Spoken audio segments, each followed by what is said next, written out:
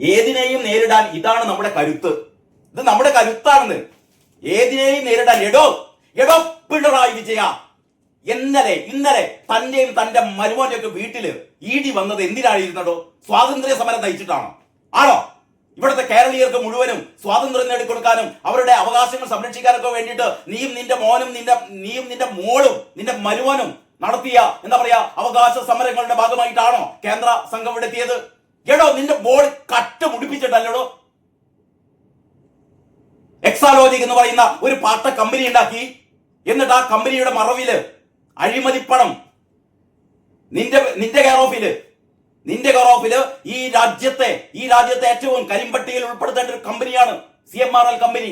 ആ CMRL കമ്പനിയിൽ നിന്ന് മാസാമാസം 8 ലക്ഷം രൂപ നിന്റെ മോളുടെ അക്കൗണ്ടിലേക്ക് വന്നു. എന്തിനടോ വന്നത്? നീ മുഖ്യമന്ത്രിയായിരിക്കെ നിന്നെ സ്വാധീനിച്ചുകൊണ്ട് CMRL എന്ന് പറയുന്ന ഈ നാടിനെ മുടിപ്പിക്കുന്ന, ഈ നാടിന്റെ പാരിസ്ഥിതികത്തെ തകർക്കുന്ന ആ കമ്പനി പ്രവർത്തിപ്പിക്കാൻ വേണ്ടിയിട്ട് നിന്റെ മോളുടെ അക്കൗണ്ടിലേക്ക് 8 ലക്ഷം രൂപ മാസാമാസം. എങ്ങനെ? എത്ര? 1.72 കോടി രൂപ. ഏറ്റവും അവസാനത്തെ ED റിപ്പോർട്ടിൽ പറയുന്നു 1.72 കോടിയല്ല, 2.78 കോടി എന്ന് പറഞ്ഞാൽ ഈ CMRL കമ്പനിയുടെ ഉടമസ്ഥനായ കർത്തായുടെ ഭാര്യയുടെ കയ്യിൽ നിന്നും വേറൊരു 1 കോടി രൂപ വീണാ വിജയൻ വാങ്ങി. അങ്ങനെ മൊത്തം 2.78 ലക്ഷം രൂപ, 2.78 ലക്ഷം രൂപ അഴിമതിപ്പണം വാങ്ങിയ, ഈ പറയുന്ന മാസപ്പടി വാങ്ങിയ ഈ കേരളത്തിലെ ഏറ്റവും വലിയ കൊള്ളക്കാരിയായ വീണ എന്ന് പറയുന്ന അധമ സ്ത്രീയെ, പിണറായി വിജയന്റെ മകളെ ED അന്വേഷണത്തിന്റെ ഭാഗമായി വന്നപ്പോഴേ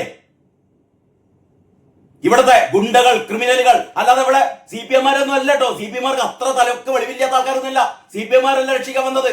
മോള് കട്ടുപിടിച്ചിട്ട്, മോൾ അഴിമതിപ്പണം വാങ്ങിയിട്ട് ഇവിടെ ക്രിമിനലുകളെ ഇറക്കിയിട്ട്, ക്രിമിനലുകളെ ഈ അന്വേഷണ ഉദ്യോഗസ്ഥന്മാരെ മുഴുവനും എന്താ പറയാ അടിച്ചാക്രമിച്ച് കാർ ഇഷ്ടിക കൊണ്ട്, കരിങ്കല്ല് കൊണ്ട് കുത്തി പൊട്ടിച്ചിട്ട് അവസാനം ഉളുപ്പില്ലാതെ ഈ നെറികെട്ടവൻ പറയാണ് എന്താ പറയുന്നത്, എന്തിനേയും നേരിടാൻ ഇതാണ് നമ്മുടെ കരുത്ത് എന്ന്.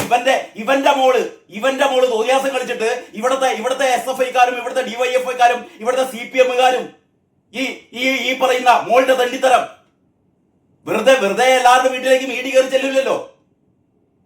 2.25 കോടി രൂപ പുട്ടടിച്ചിട്ട് അവസാനം അന്വേഷിക്കാൻ കേന്ദ്ര സംഘം വന്നപ്പോൾ പറയാണ് ഇത് നമ്മുടെ കരുത്താണ്. ഇവരെ തടഞ്ഞപ്പോ, ഈ അന്വേഷണ സംഘത്തെ തടഞ്ഞപ്പോ അങ്ങനെയാണ് ചെയ്യുക? അങ്ങനെയാണോ?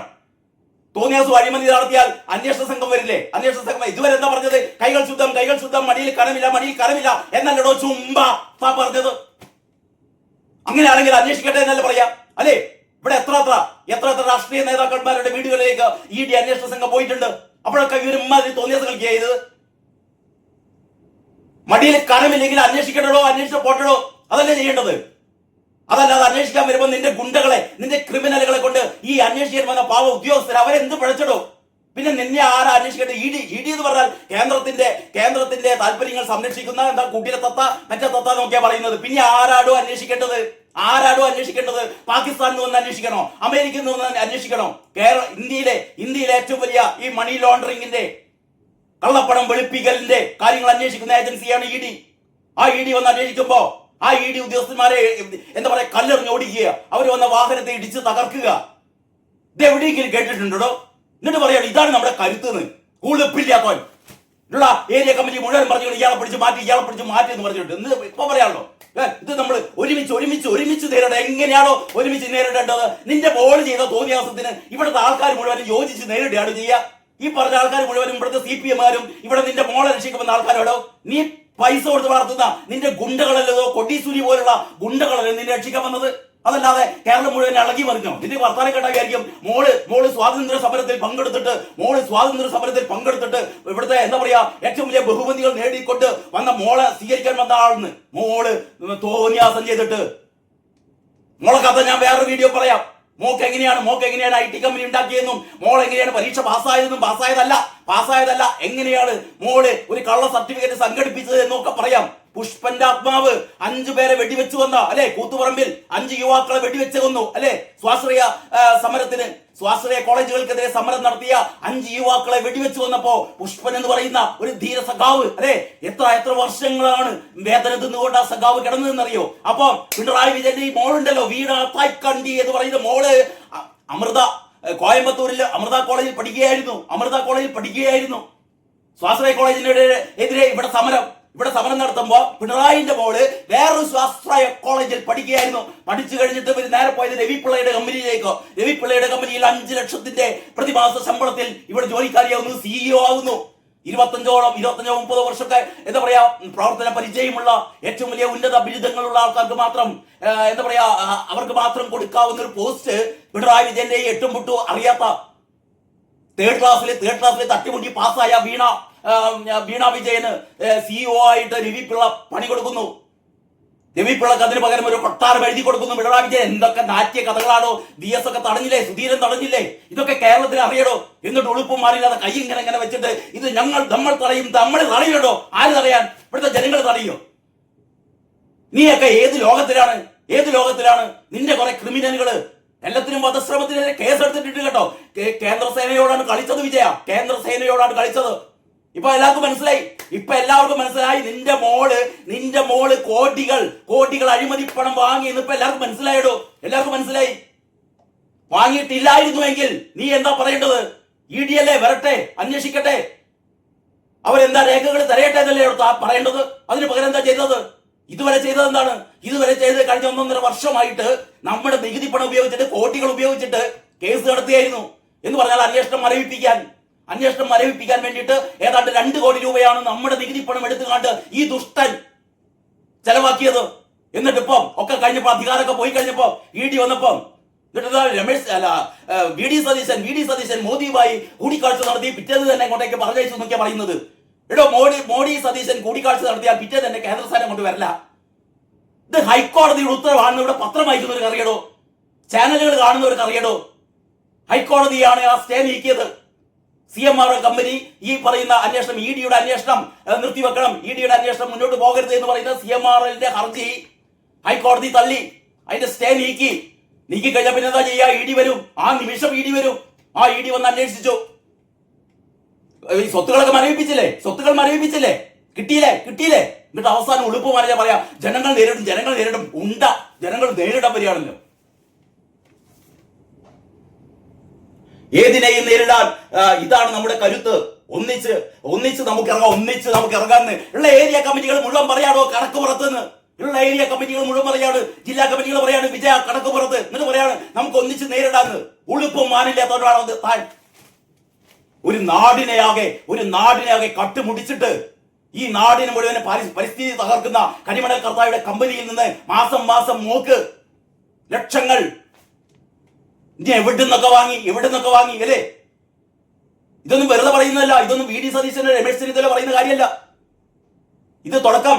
ഞാൻ ഈ കഥകൾ മുഴുവൻ പറയുന്നില്ല, ഇത് എല്ലാവർക്കും അറിയുന്ന കാര്യമില്ലേ? ഇന്ററിം സെറ്റിൽമെന്റ് ബോർഡിന്റെ ക്വാസി ജുഡീഷ്യൽ ബോഡിയായ ഇന്ററിം സെറ്റിൽമെന്റ് ബോർഡ് വളരെ കൃത്യമായി വീണ വിജയന് മാസപ്പടി വാങ്ങിയ കാര്യങ്ങൾ അവരുടെ വിധിന്യായത്തിലാണ്. ആരോപണമല്ല, വിധിന്യായമാണ്. അതിന്റെ അടിസ്ഥാനത്തിലാണ് ED വന്നത്. ഇനി വരും, CBI വരും. കേട്ടോ, അച്ഛനും മോളും മരുവനും ഉണ്ടതെന്നും ഒരു സംശയം വേണ്ട കേട്ടോ വിജയ.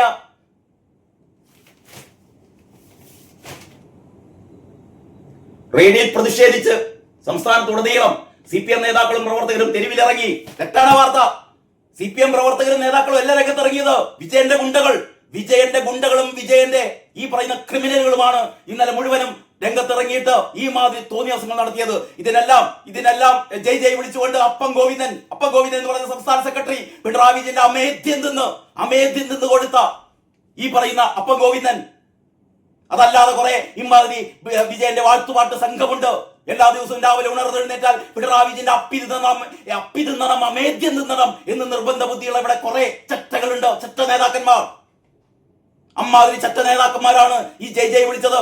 എന്ന് പറഞ്ഞാൽ പിണറായി സഖാവിന്റെ മോക്ക് അഴിമതി വേണം, പിണറായി സഖാവിന്റെ മോക്ക് കോടികൾ മാസപ്പടി കിട്ടണം, അന്വേഷിക്കാൻ പാടില്ല. എന്ത് കഥയാണിത്? ബാക്കി വിശേഷങ്ങൾ ഞാൻ അടുത്ത വീഡിയോ പറയട്ടോ. വിടില്ല വിജയ റിയാസേ വീണ എല്ലാം ഈ 3 എണ്ണം നോക്കിക്കോ.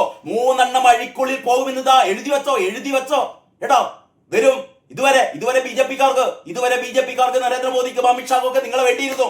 കാരണം കോൺഗ്രസിനെ കേരളത്തിൽ അധികാരത്തിൽ വരാതിരിക്കാൻ. പക്ഷേ നിങ്ങളുടെ തോന്നിയാസം കൊണ്ട് ഇതാ 102 സീറ്റുകളുടെ ഭൂരിപക്ഷത്തിൽ വി.ഡി. സതീശൻ സർക്കാർ ഭരിക്കുകയാണ്. ഇനി നിങ്ങൾ എന്തിനാണ് ഇനി ബി.ജെ.പിക്ക്? അതുകൊണ്ട് തന്നെ വിജയ, ഇനി വരുന്ന ദിവസങ്ങളിൽ പോകും. നീ മാത്രമല്ല, നീയും നിന്റെ മോളും നിന്റെ പൊണ്ടാട്ടിയും നിന്റെ മരുവനും ജയിലിൽ പോകടോ, ഒരു സംശയവുമില്ല കേട്ടോ. ഇന്നത്തെ മലയാള മനോരമ എക്സാലോജി കേസ്, പിണറായിയുടെ വീടുകളിൽ റെയ്ഡ്, ഇഡിയെ ആക്രമിച്ചു. ഉദ്യോഗസ്ഥരെ തെരുവിൽ നേരിട്ട് CPM പ്രവർത്തകർ. 2 കാറുകൾ തകർത്തു, 2 പേർക്ക് പരിക്ക്.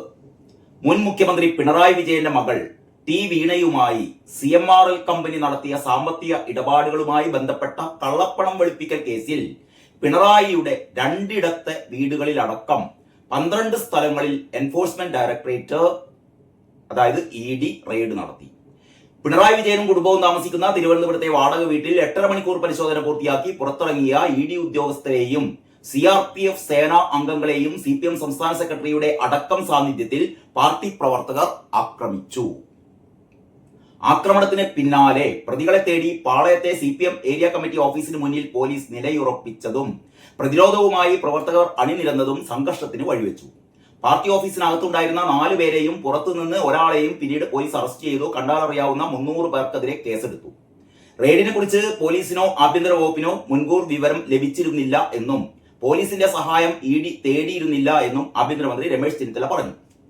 ഉച്ചക്ക് 2:45 3 വാഹനങ്ങളിലായി പുറത്തേക്കിറങ്ങിയപ്പോഴാണ് ഉദ്യോഗസ്ഥരെയും 8 CRPF ഭടന്മാരെയും അതായത് CPM പ്രവർത്തകർ നേരിട്ടത്.